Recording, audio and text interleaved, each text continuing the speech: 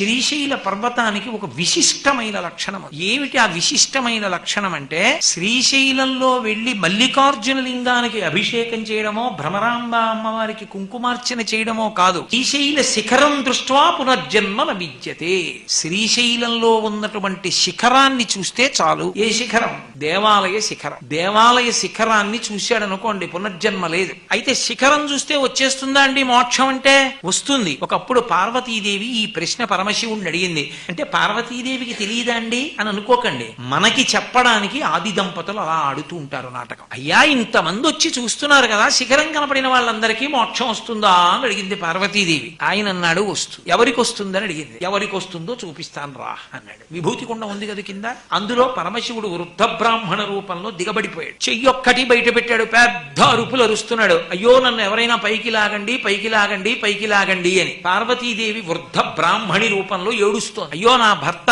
ఊబిలో దిగిపోతున్నాడు, ఎవరైనా వచ్చి తీయండి అని.